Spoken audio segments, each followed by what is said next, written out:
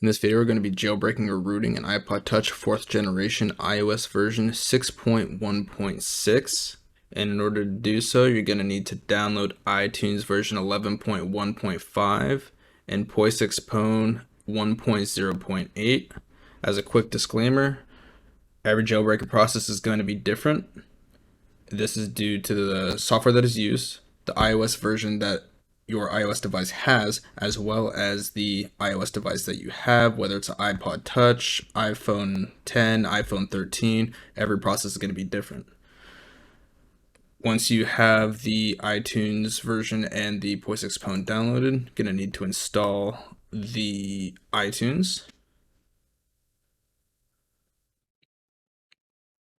Click Next, install, click Yes, let everything run.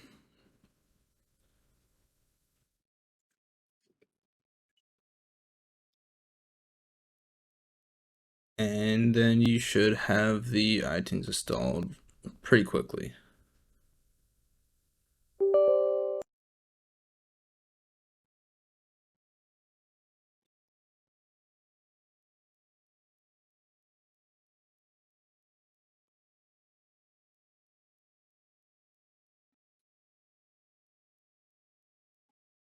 And once you try to run it, it'll say the file iTunes library ITL cannot be read because it is created by a newer version of iTunes. I do have a newer version installed.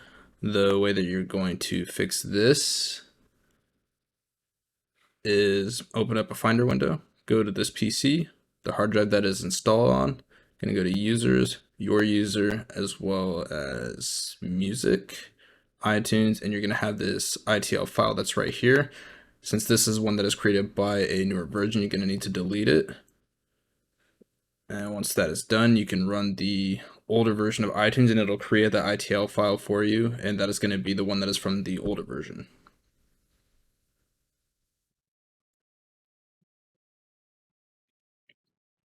All right. Go ahead and don't download. Can close out of that, minimize out of here. Open up the Capstone, click yes, and it says detected. You're going to need to click jailbreak. I'm going to let this run, and I'll be back as soon as it's done. All right, now that it is done, it'll say that your device is going to reboot a couple of times. Just let it run its course. Don't really touch anything until it's done, and it shows that you can unlock your iPod.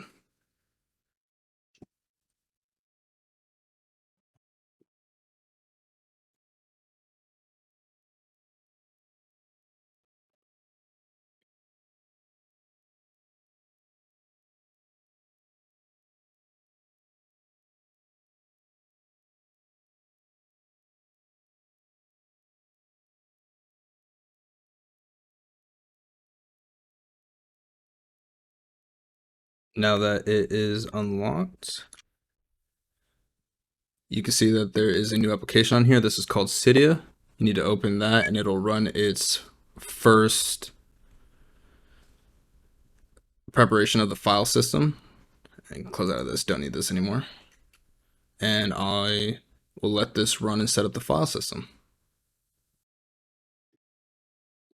All right. The file system's been set up. Go into Cydia.